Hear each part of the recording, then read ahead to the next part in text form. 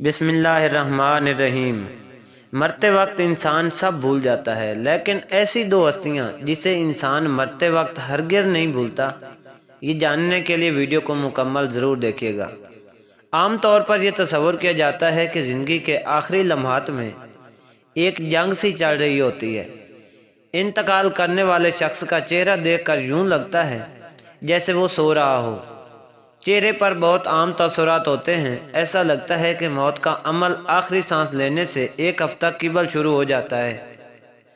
اس دوران صحت متاثر ہونے لگتی ہے، جسم کمزور پڑنے لگتا ہے، چلنے میں دشواری پیش آنے لگتی ہے اور غنودگی طاری رہتی ہے۔ آخری لمحات میں کھانا پینا مشکل ہونے لگتا ہے اور کسی شخص میں طاقت نہیں کہ خدا کے حکم کے بغیر مر جائے۔ اس نے موت کا وقت مقرر کر کے لکھ رکھا ہے، اور جو شخص دنیا میں اپنے اعمال کا بدلہ چاہیے اس کو ہم یہی بدلہ دے دیں گے، اور جو آخرت میں طالب ثواب ہو اس کو وہاں اجر عطا کریں گے، اور ہم شکر گزاروں کو ان قریب بہت اچھا صلہ دیں گے۔ مرتے وقت انسان کے دل و دماغ سے ہر چیز نکل جاتی ہے، سب کچھ بھول جاتا ہے، اپنا مال دولت، محل، عزیز و اقارب، رشتہ دار، سب کچھ بھول جاتا ہے، مگر مرتے وقت انسان دو لوگوں کو بہت زیادہ یاد کرتا ہے۔ دو لوگ ہرگز نہیں بھولتا، ان کو سامنے بٹھا کے چیخنے کی کوشش کرتا ہے، ان کے غم میں رونے کی کوشش کرتا ہے مگر رو نہیں پاتا۔ حضرت مولانا جلال الدین رومی رحمۃ اللہ علیہ فرماتے ہیں، میرے محلے میں ایک شخص زندگی موت کی جنگ لڑ رہا تھا، مرنے والا تھا، موت کے بالکل قریب تھا۔ لوگ میرے پاس آئے، بولے حضرت ہمارا ایک شخص مرنے والا ہے، آپ آئیں، انہیں کلمہ پڑھنے کی تلقین کریں، قرآن پڑھنے کی تلقین کریں۔ حضرت مولانا جلال الدین رومی رحمۃ اللہ علیہ فرماتے ہیں، میں اس مرنے والے کے پاس پہنچ گیا اور اس کے قریب بیٹھ گیا۔ آس پاس میں اس کے دوست، رشتہ دار، عزیز و اقارب بیٹھے ہوئے ہیں۔ اس مرنے والے کی آنکھیں چھت پر لگی ہوئی ہیں، جیسے کچھ سوچ رہا ہے۔ اللہ نے اسے بولنے کی توفیق دی۔ وہ رو کر کہنے لگا، میرے بچے کہاں ہیں؟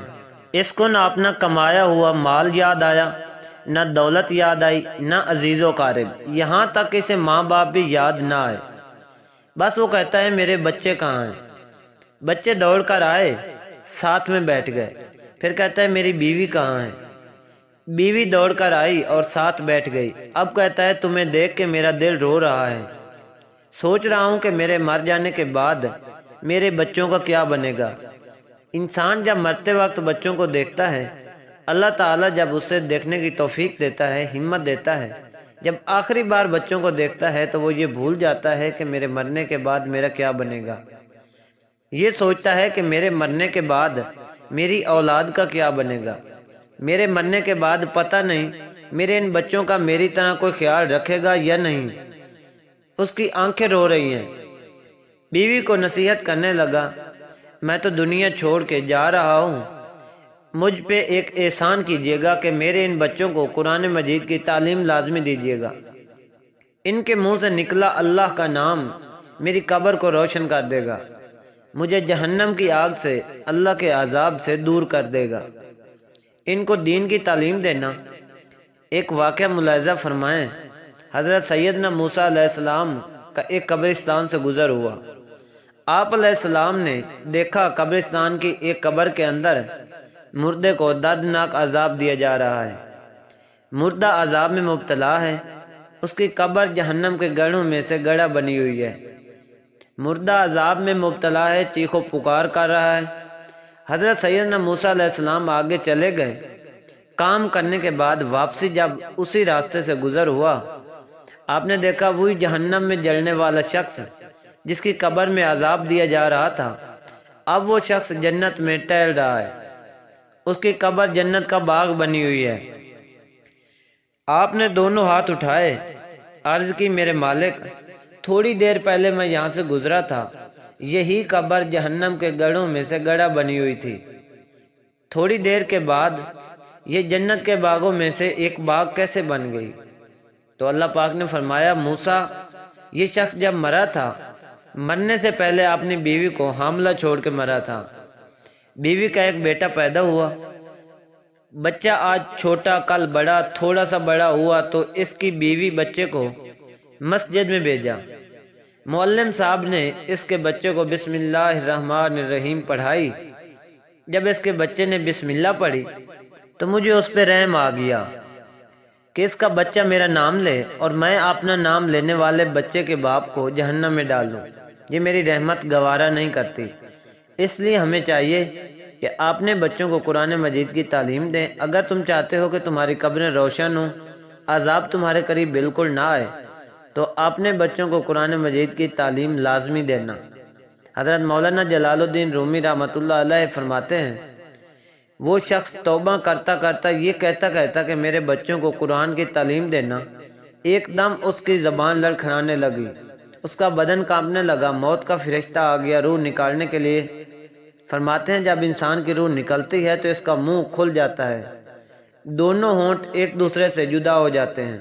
انسان کی روح انسان کے پیروں سے نکلتی ہوئی اوپر کی طرف آتی ہے۔